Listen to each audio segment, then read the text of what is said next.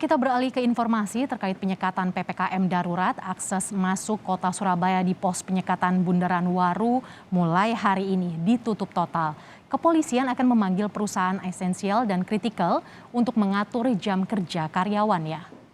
Dampak penutupan total di posko penyekatan ini membuat kemacetan panjang. Seluruh pengendara diminta putar balik dan tidak masuk kota Surabaya. Selama penutupan dilakukan, masyarakat diharapkan patuh pada aturan dan menerapkan protokol kesehatan guna menekan kasus COVID-19. Penutupan akses jalan ini juga akan dilakukan di jalur alternatif atau jalan tikus. Tujuannya apa? Tujuannya kita mengurangi penyebaran. Sudah banyak yang sakit, bahkan banyak yang meninggal. Anggota kami, anggota TNI juga sama, ya. Dan sekarang juga dalam proses pencegahan ini, kami berharap dengan patuh aturan ini perlahan-lahan nanti akan bisa menurun angka positifnya.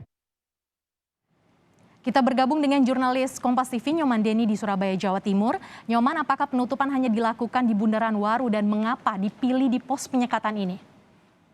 Baik, Mercy dan pemirsa, memang benar pada hari ini pihak kepolisian dari Polda Jatim dan Satlantas Polrestabes Surabaya mulai melakukan penutupan total terhadap di lokasi pos penyekatan Bundaran Waru ini.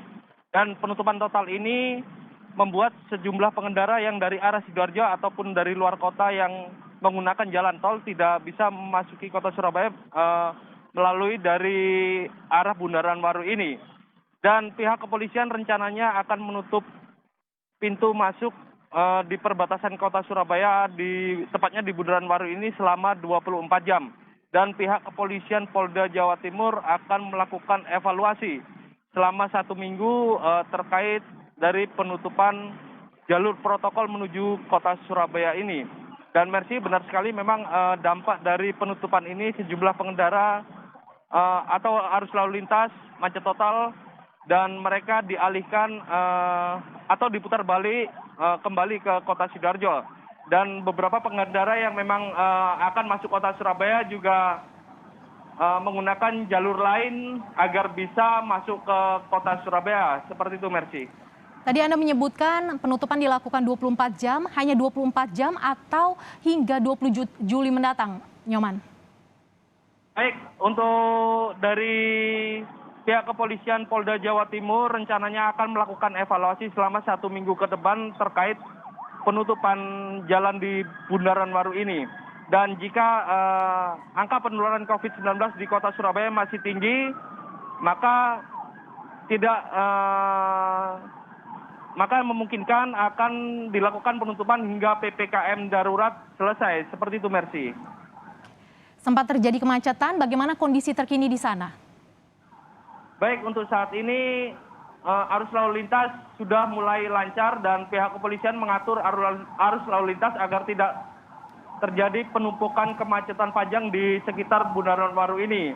Dan mereka sejumlah pengendara yang kebetulan bukan petugas tenaga kesehatan atau bekerja di sektor esensial atau kritikal, mereka juga tidak melintasi di sekitaran Bundaran Waru ini. Dan pihak kepolisian juga rencananya akan melakukan koordinasi dengan perusahaan di kota Surabaya untuk yang bekerja di sektor esensial dan kritikal agar mengatur para karyawannya dan memberikan surat izin atau surat tugas untuk masuk ke kota Surabaya. Seperti itu, Mercy.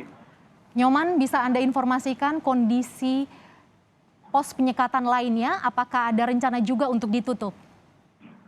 Baik, jadi untuk saat ini pihak kepolisian dari Satlantas Polrestabes Surabaya totalnya ada 4 jalur protokol kota Surabaya yang dilakukan penutupan. Namun tiga jalan lainnya yang ada di kota Surabaya dilakukan penutupan berdasarkan jam malam.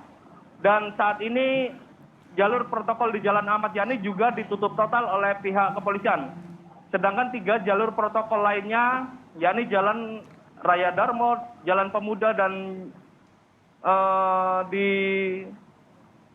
akan dilakukan penutupan pada saat jam malam hingga pagi hari. Seperti itu. Terima kasih Nyoman Deni, jurnalis Kompas TV langsung dari Surabaya, Jawa Timur atas laporan Anda. Saudara